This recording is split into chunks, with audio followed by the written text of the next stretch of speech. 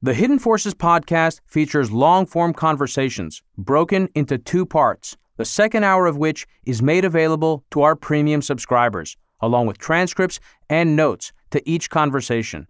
For more information about how to access the episode overtimes, transcripts, and rundowns, head over to patreon.com/Hidden Forces. You can also sign up to our mailing list at hiddenforces.io, follow us on Twitter at Hidden Forces Pod, and leave us a review on Apple Podcasts. And with that, please enjoy this week's episode.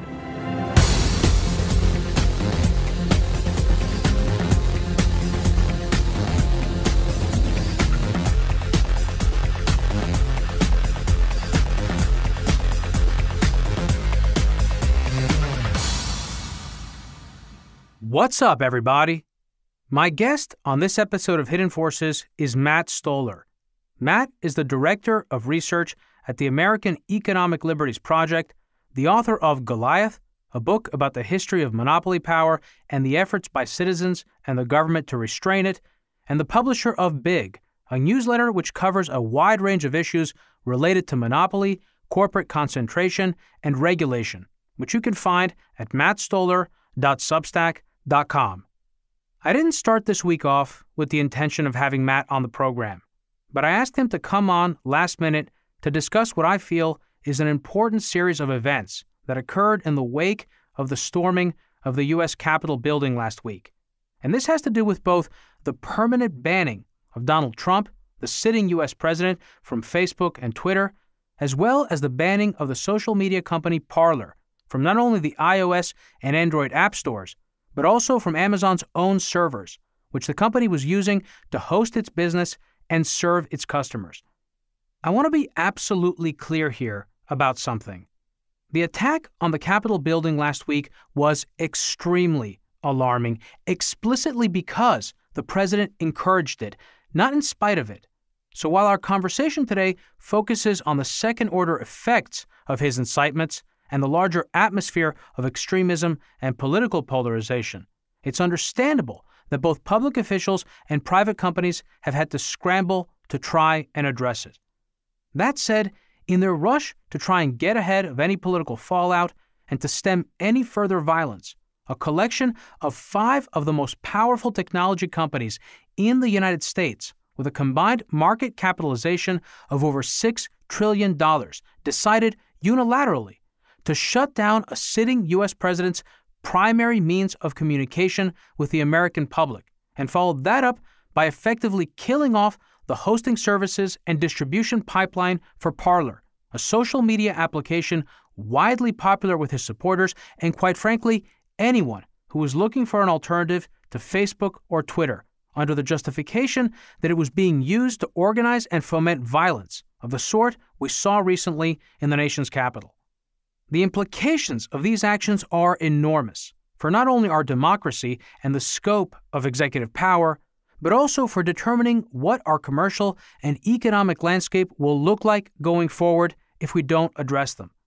While the incoming Biden administration has many fires to put out and many urgent problems to address, at the very, very top of that list has to be tackling the alarming concentration of private power that has accumulated in the hands of a very small number of multinational leviathans whose actions and business models in some cases directly threaten their host countries and the billions of people who use or rely on their platforms every single day. Because of the timeliness of this episode and Matt's limited availability, we had to keep our conversation to an hour, so there's no overtime. However, I did put together a comprehensive rundown ahead of our discussion, and the transcript of today's conversation is available to premium subscribers as well. You can access all that additional content through our Patreon page at patreon.com/Hidden Forces, and you can learn more about our content library and subscribe to our mailing list at hiddenforces.io. And with that, please enjoy this timely conversation with my guest, Matt Stoller. Matt Stoller, welcome to Hidden Forces. Thanks for having me.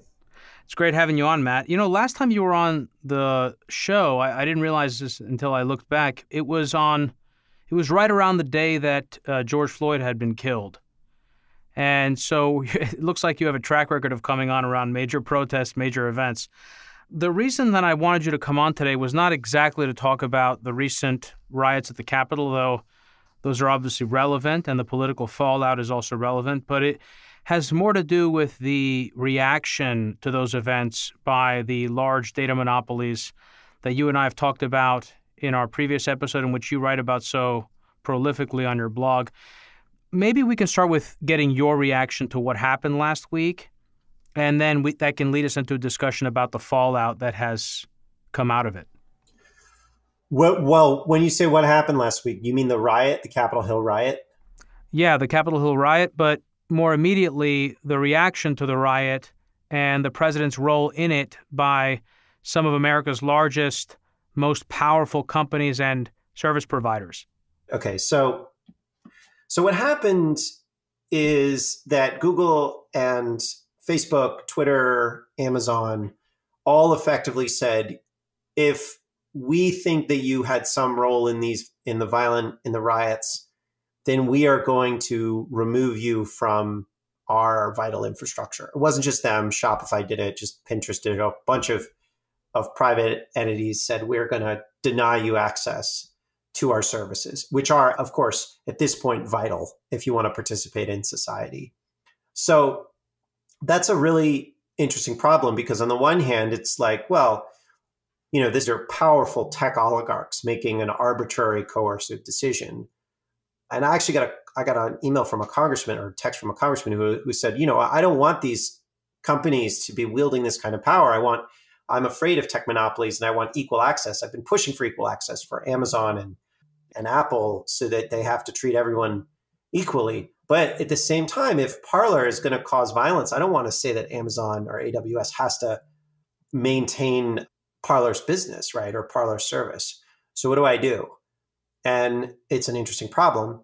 And I thought about it. And what I realized is that it is the result of two legal mistakes interacting with one another. So I'm going to kind of go through the two legal mistakes and why the two of them together create this dilemma, and sort of point the way out.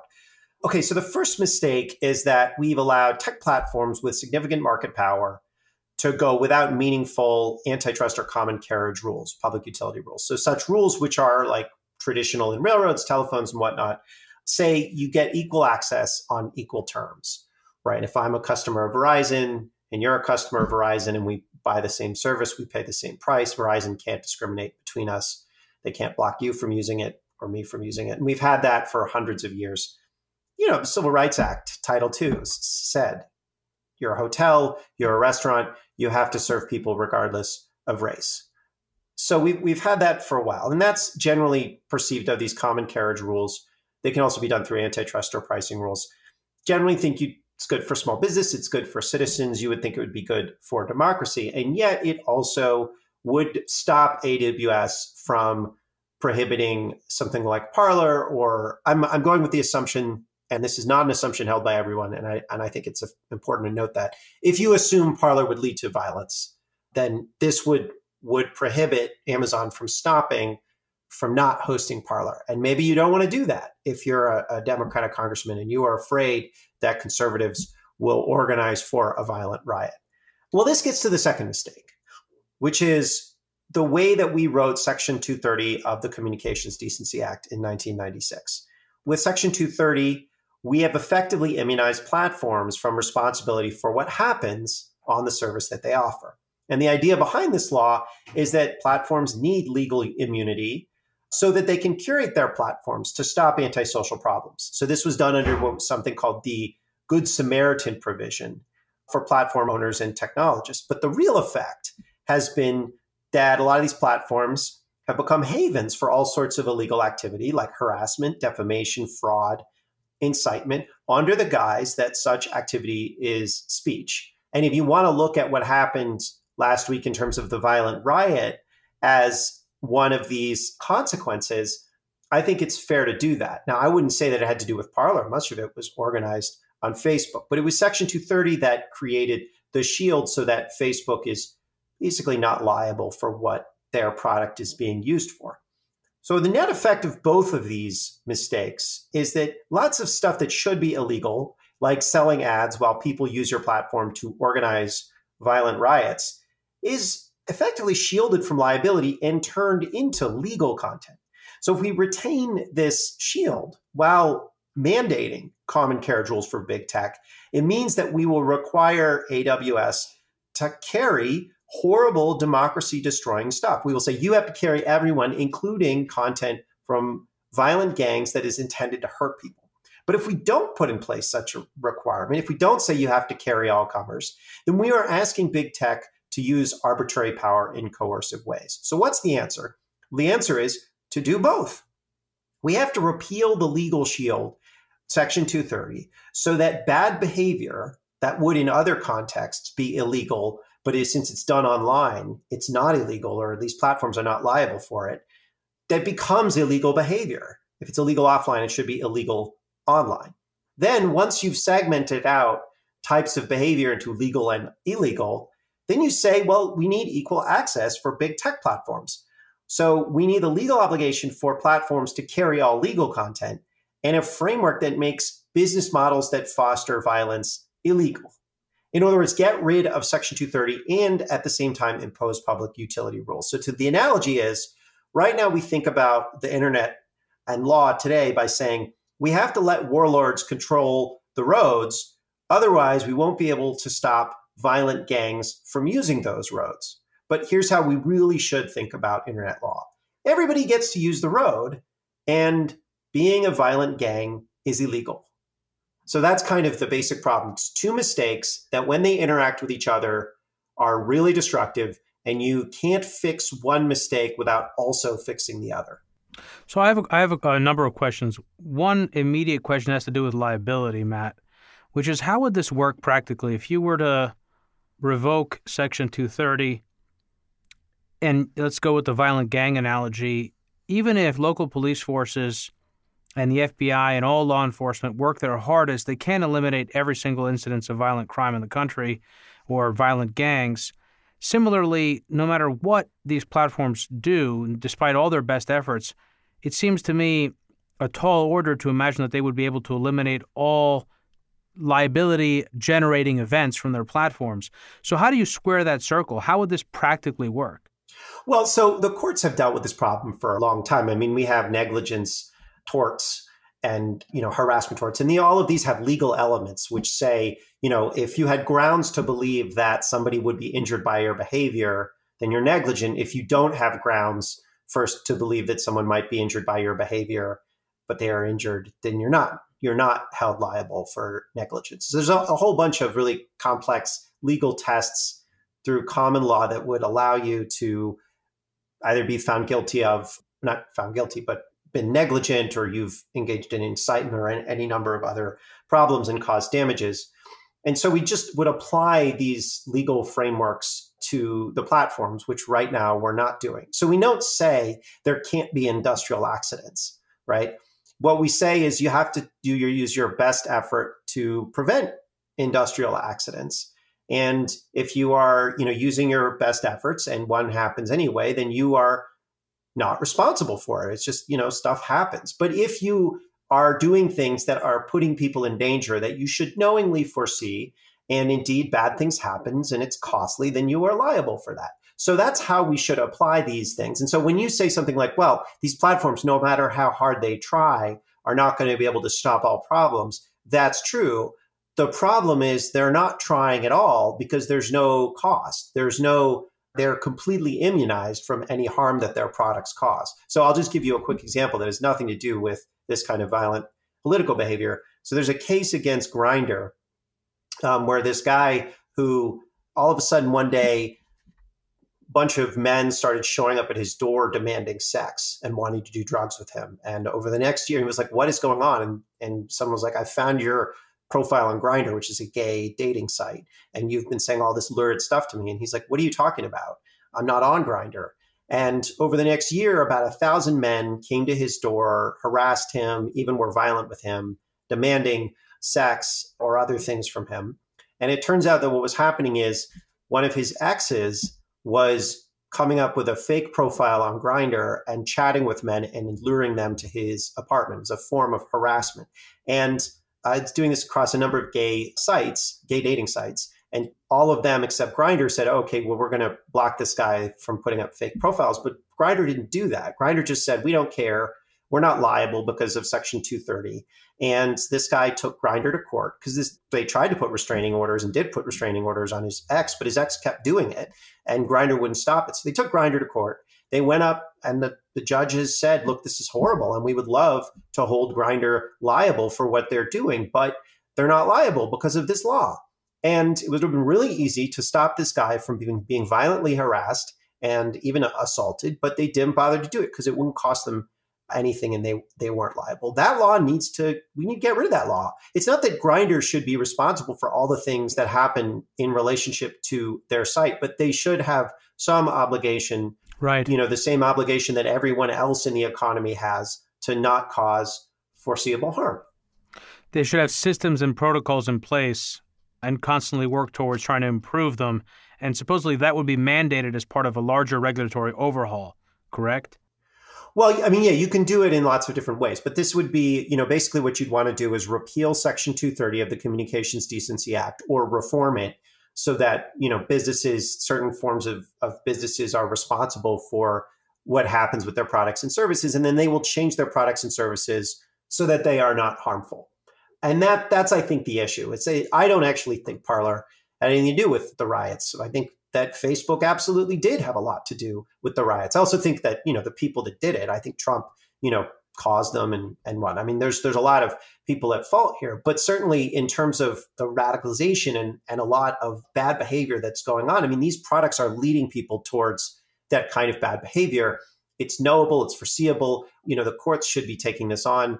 And in order for the courts to deal with that, or in order for state legislatures or Congress to deal with that, they're going to have to get rid of this liability shield.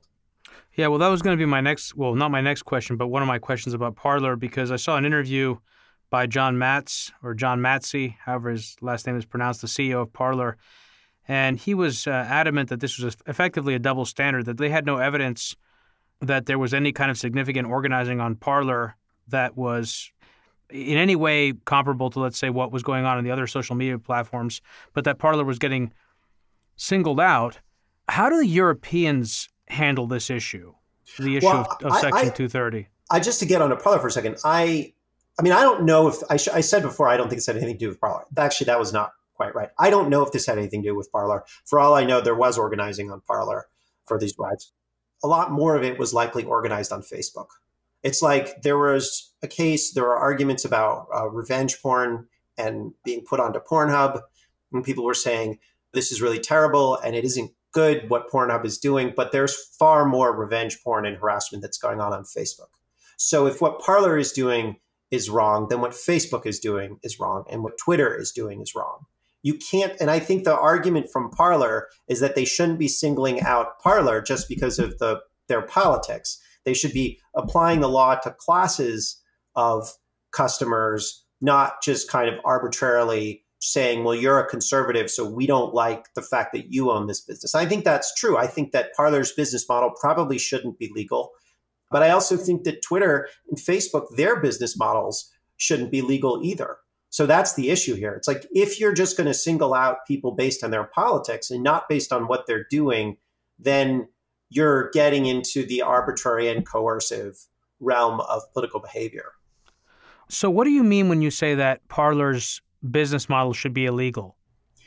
Well, I think that, I don't know what Parler's revenue model is, so I guess I shouldn't say that their business model should be illegal. But basically, if they're going to be putting out a product and knowingly, they can reasonably foresee harm, then they should be liable for that harm if it meets the elements of negligence. I think that the case on Twitter and Facebook is much stronger in terms of their business model being problematic, because what they're doing is, monetizing data and user behavior, surveilling users, especially Facebook, and compiling detailed dossiers, and then using trade secret protected algorithms to target those people with advertising. So they are actually an important participant, unseen, but an important participant in a lot of these conversations and organizing spaces and spaces where harassment and illegal activity comes together, and they're making money off of it.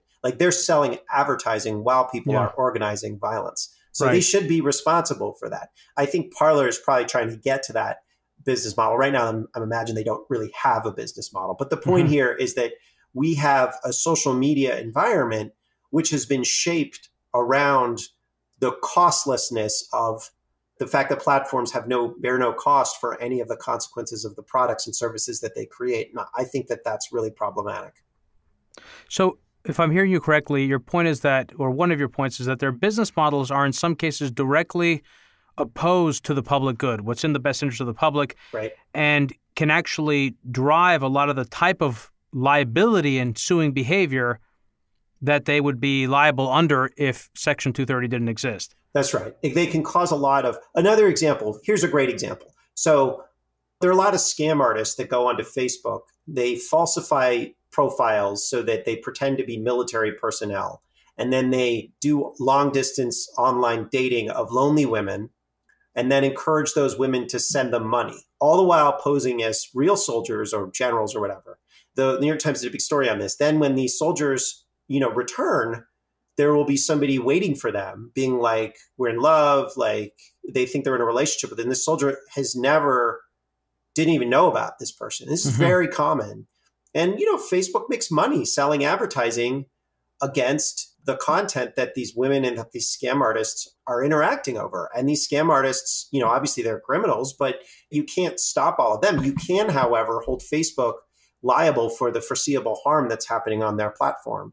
And if Facebook had to pay for that, then either they wouldn't let it happen or their business wouldn't exist. And frankly, I don't think their business would exist because I don't think it's possible to do moderation at scale. But I also don't think that you should have a social network with billions of people on it because clearly it's not good. Clearly it causes all sorts of really destructive behavior.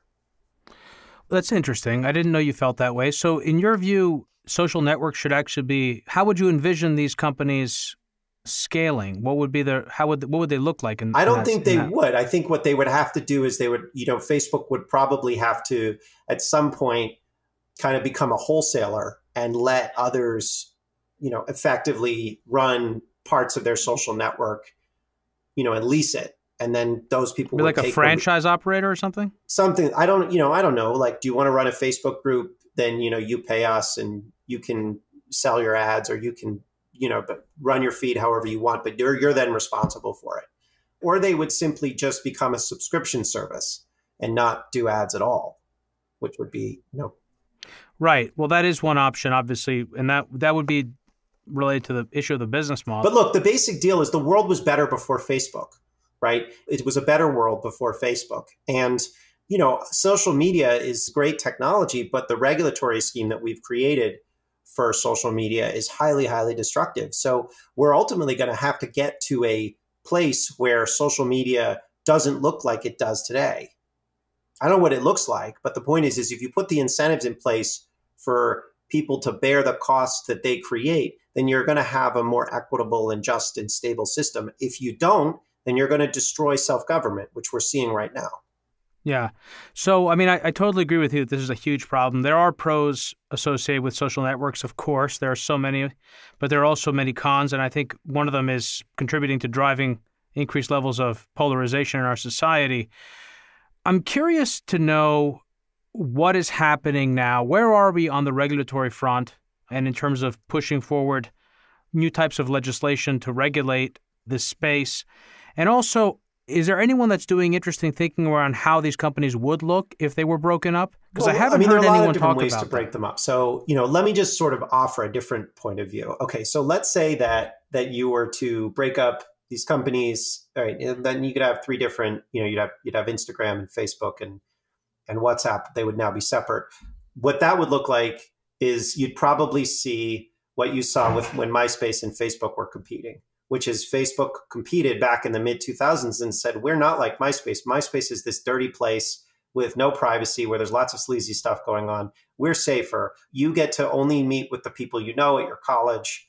or the people that you know kind of in general after they opened up beyond colleges. And also, we keep your data private, and we even let you vote on the terms of service. This is the way that they operated before they killed all their competitors. Once they killed all their competitors, they said, we're going to surveil you everywhere, and we're going to kind of try to connect you and addict you and keep you on the site. But they used to compete based on privacy and safety. So if you split them up, what you'd probably find is that these different social networks would start to compete with each other on grounds of differentiated quality, which includes safety and surveillance. We saw the same thing with WhatsApp. They competed with Facebook by saying, we are private, we keep your data safe. And then Facebook bought them and they reversed it. So that's what that would look like. But if you did a broader reform and you said, we're not just going to break them up, but we're also going to get rid of Section 230 and we're going to force them to pay for the consequences of the cost that they create, what would happen is the $70 billion or $80 billion of revenue that they have every year would go back into, it's all advertising money, it would go back into media. And so immediately, all of these newspapers that are dying and all of these publishers and podcasters, the prices for their ads would skyrocket. And a whole bunch of people would say, wow, it's time to start a media outlet because we can make money at this again. And so you'd see this enormous flowering of journalism and publishing and art. And a lot of small businesses would have to figure out what to do while that new ecosystem got set up. But you'd see a restoration of a lot of kind of pro-social spaces, as a lot of the money that used to flow into targeted advertising would start to flow into healthier publications who could sell advertising, but also took responsibility for the content that they created because they are the media outlets, they are the publishers. So that's what I think would happen. It would be a tremendous improvement in the world, and it would be worldwide. I mean, and you'd probably still have amazing social media technology. It would just be much less addictive, much less coercive, and probably a lot less profitable. So that's where we should go. So I have a few questions about that, and I'm going to try to rattle a couple of them off coherently and merge them into one. One has to do with the observation that there are certain types of companies that exist within certain types of industries that are natural monopolies. And I've always thought that that may, in fact, be the case for social networks. So I wonder, one, is the issue here really the issue of monopoly, or is it really about setting clear rules of the road, things having to do with the business model, for example, or things that you can do with customer data, et cetera? That's one question I'd like for you to answer. And the other question has to do with the fact that so many of the innovations that we all want, and one great place where this is true is in medicine and in diagnostics, come from scaling large data sets. And so how do you balance these two things, right? In other words, the desire to sort of break up these companies, also the observation that maybe they're not, some of these are natural monopolies, and then the other one is that you're also losing a lot of the benefits that could come from that. Couldn't there be a case to be made that these companies should, in fact, some of them should, in fact, stay monopolies, but should be regulated like utilities? I don't believe that at all. I think economies of scale are there are some technical and operational economies of scale, but by and large, there's no such thing as a natural monopoly. And most of the arguments about economy— Isn't the Postal Service an example of that? No, that's a politically determined monopoly, like that we just specifically just say we're going to have this public network system. There are economies of scale with network systems, but the idea that there are all of these natural monopolies everywhere, I think is kind of nonsense. There's also diseconomies of scale, and that's what we're seeing. And you know what? I'm actually pretty tired of hearing this because we see catastrophic diseconomies of scale all over the place. But because there are no people doing PR about the diseconomies of scale, all we hear— What is a diseconomy of scale? A diseconomy of scale is when, an institution is too big. And what we see this all the time.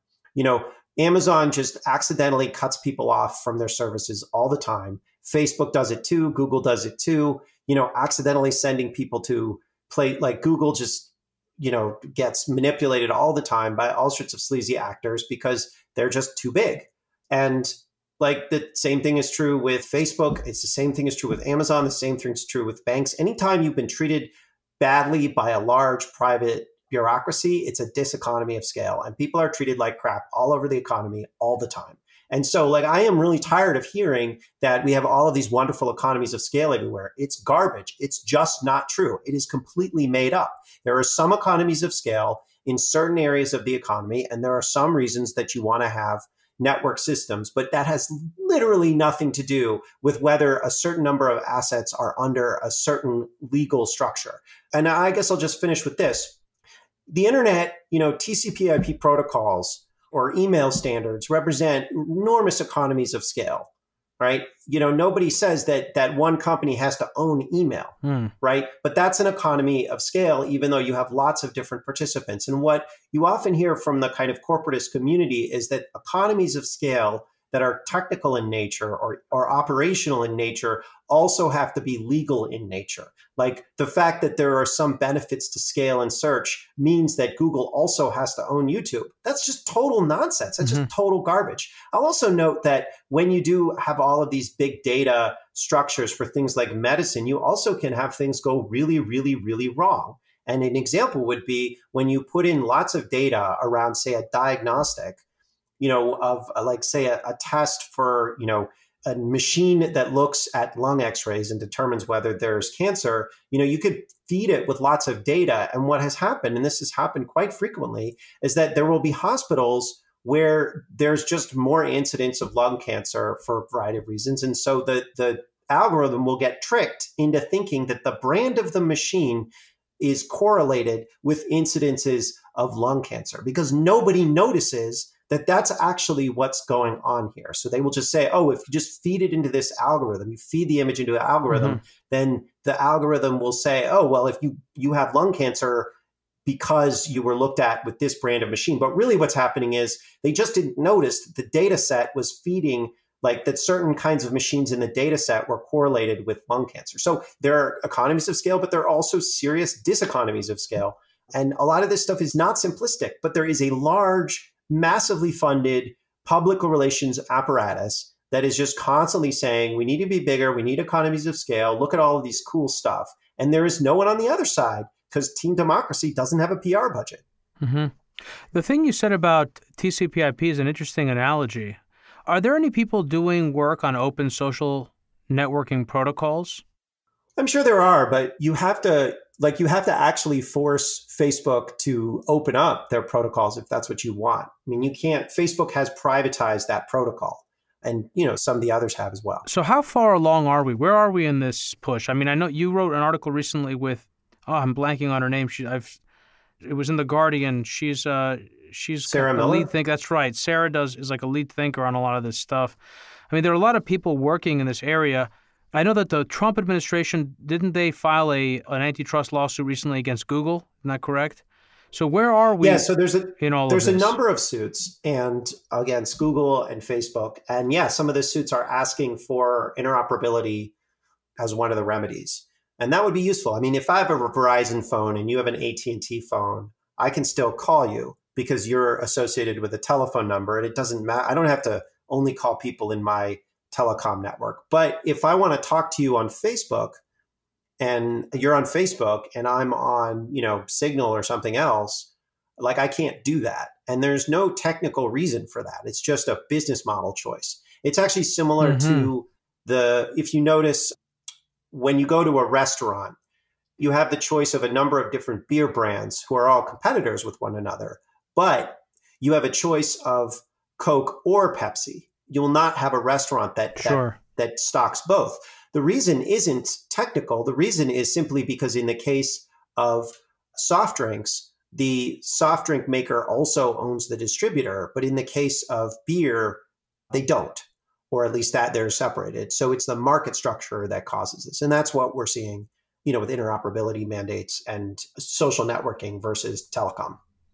So how can, you wrote, I mentioned the Guardian article, but you also wrote recently a post on your blog, Big, related to the FTC and how the FTC should be, but it has not been, properly used in order to rein in some of these companies and ensure a more level playing field.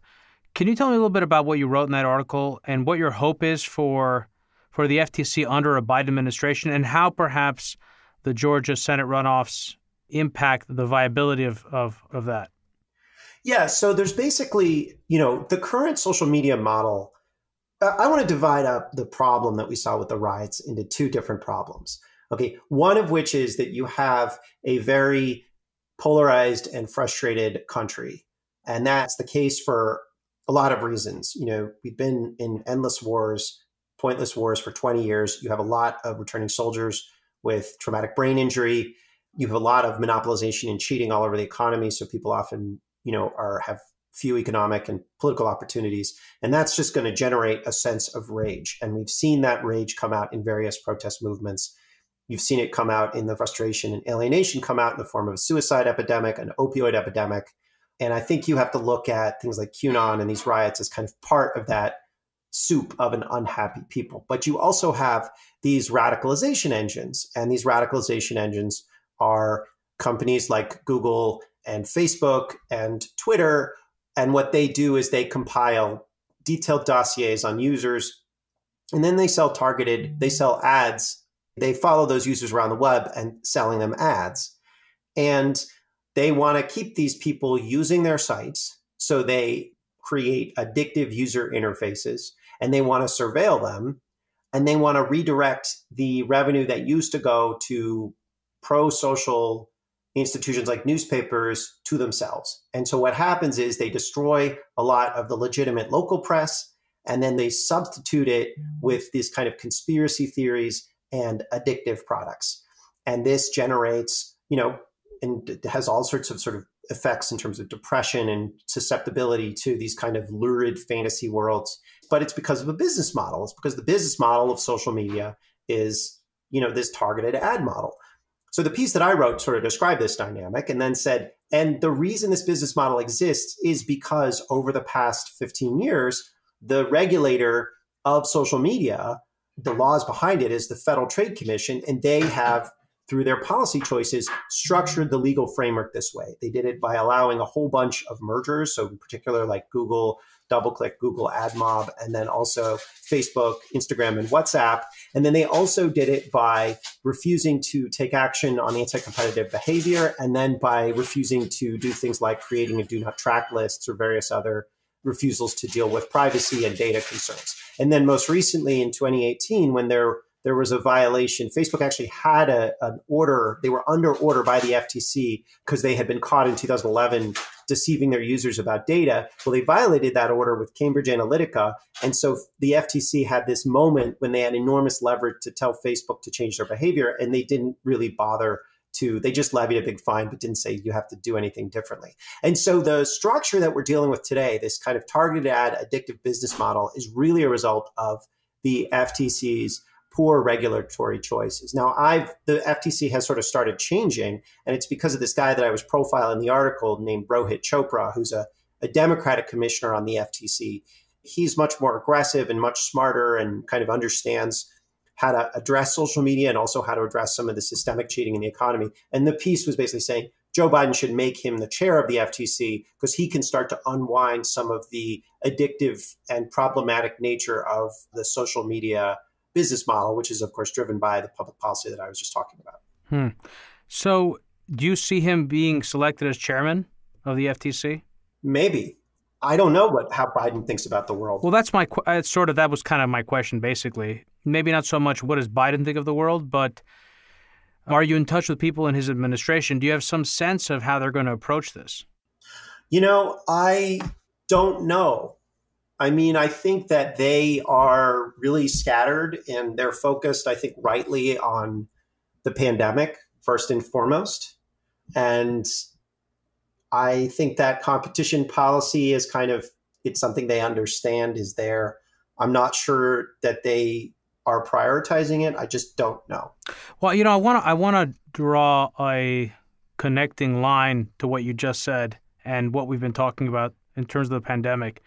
The pandemic's a great example in which our broken communications and information landscape has made it difficult to implement policy to save lives. And when it comes to the vaccine rollout and people's willingness to take the vaccine, that's directly impacted by the type of business models that we've described here today. So while I certainly understand what you're saying in terms of the where is the urgency, at some point, and I know you agree with this, I'm not telling you, this needs to be addressed.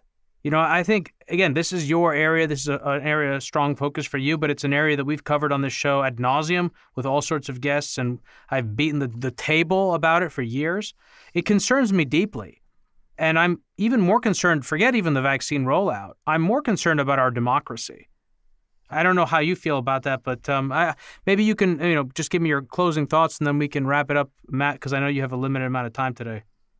Yeah, I mean, you're concerned about, broadly speaking, I mean, I'm concerned about our democracy too. I think that like the basic problem that we have is that our institutions are dysfunctional. Like the mandate of the institution doesn't represent what the institution does. So then this is unusual in American history. America is a place that has traditionally been pretty well governed. We did a lot of bad things. There's been a lot of injustice in America, but generally speaking, if an institution said it was dedicated to A, it was usually dedicated to A.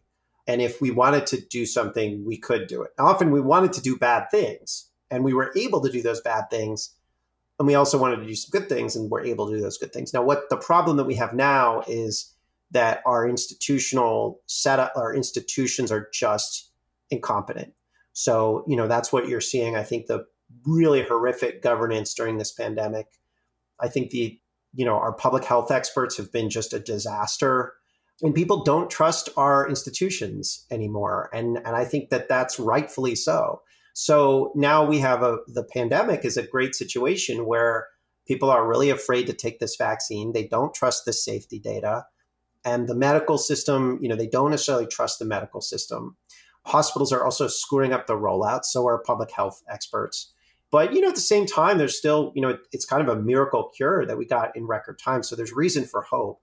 But I agree with you. I think that there's, I do a lot of tracking of private equity. I do a lot of tracking of kind of bad software and monopolization. I mean, there are reasons, and I went over this in my issue Big. There are reasons why people are really frustrated. And it isn't just that, there's racism or whatever. It's because they're often being cheated or mistreated by, political or commercial institutions.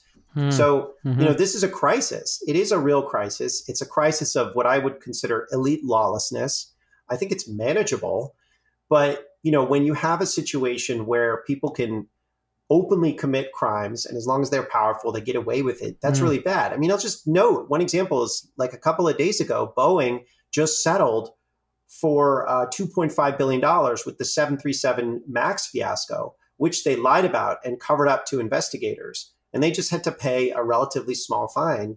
And nobody, is going to go to jail or anything. I mean, if you can lie and block investigators after you put up airplanes that fall into the ground and kill hundreds of people and get away with it and make millions of dollars, like what can't you get away with? I mean, that is a crisis of democracy. And I think we've seen that for a really long time. And so that's kind of ultimately what we have to do. We have to rebuild our institutions and start applying the rule of law to the powerful as well as the powerless. It's interesting you say that, Matt. And I'm curious. I want to ask you this. I'm curious to get your reaction.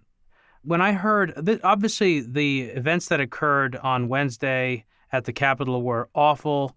They gave me a sick feeling in the pit of my stomach.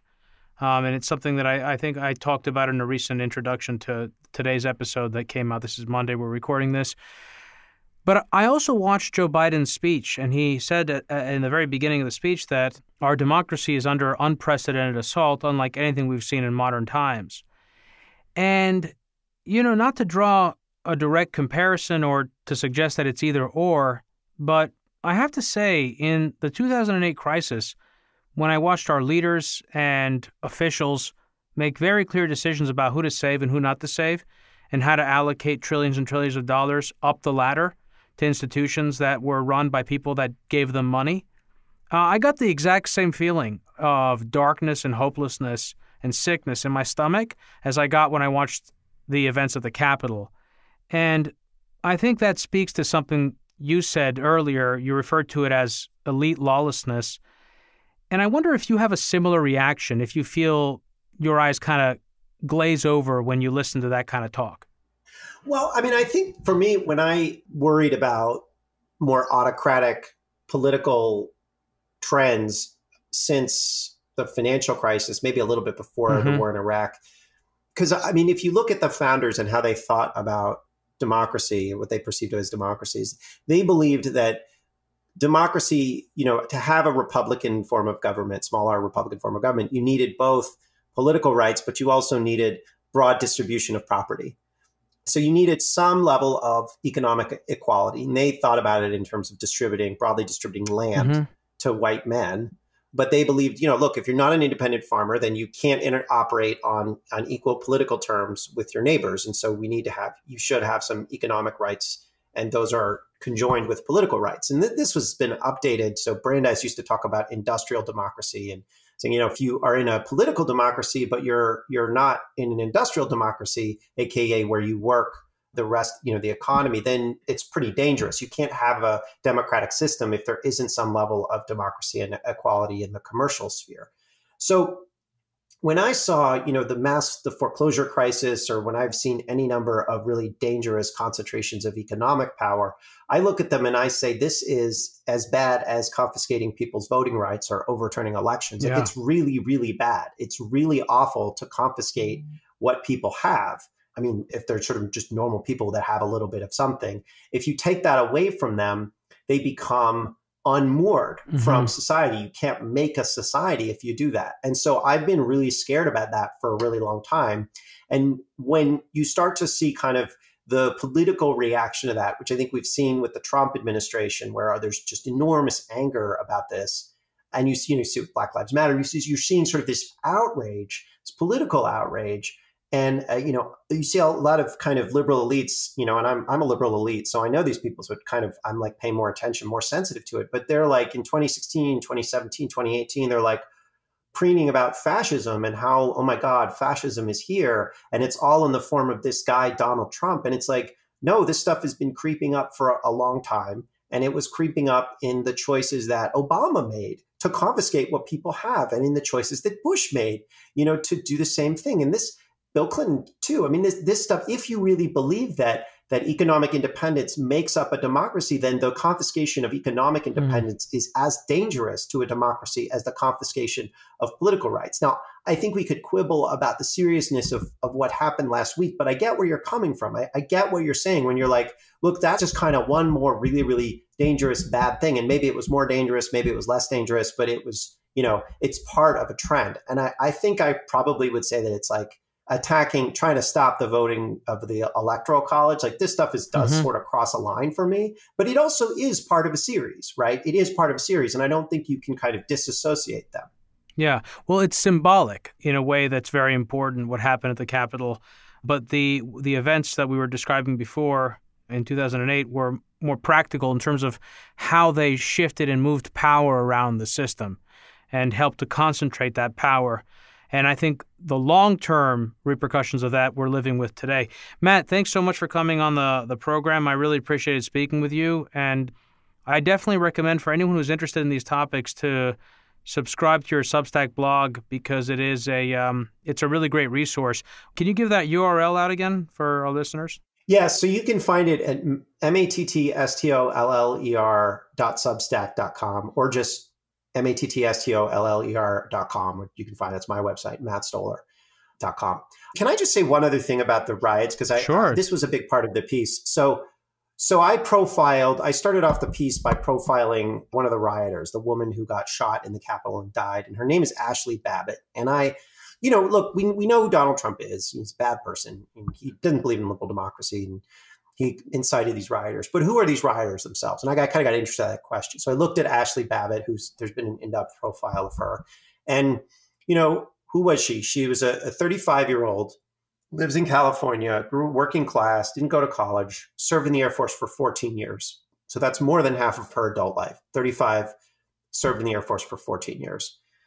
And she was sent to Iraq and Afghanistan for 4 years. She had a total of 8 deployments, which makes, 20% of our soldiers come back from war zones with traumatic brain injuries.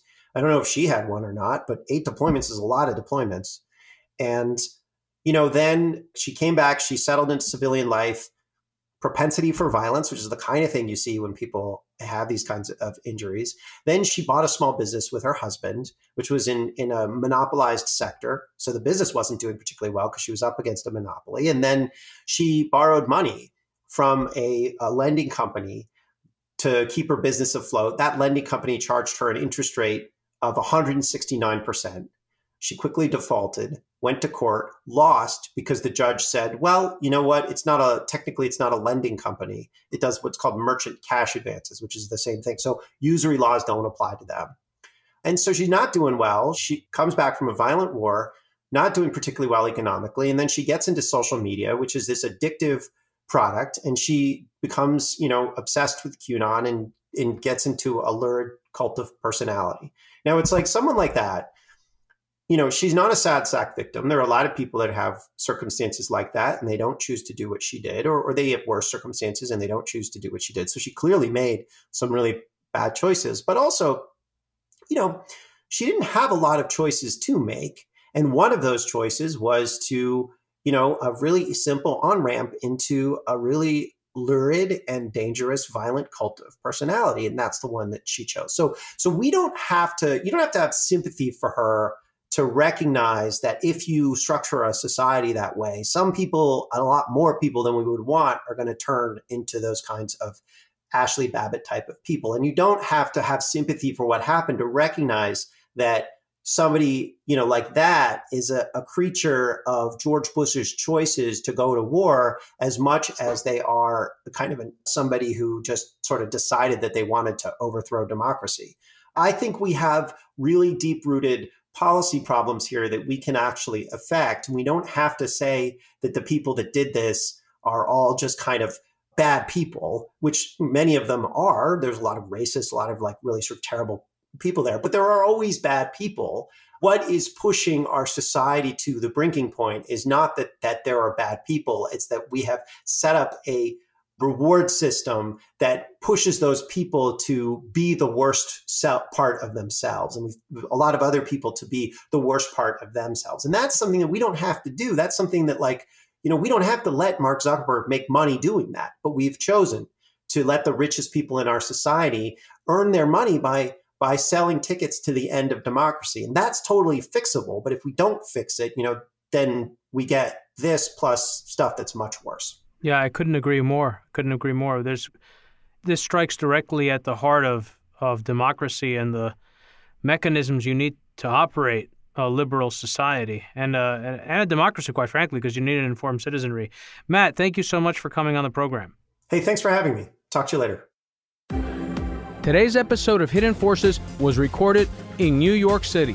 For more information about this week's episode, or if you want easy access to related programming, visit our website at hiddenforces.io and subscribe to our free email list.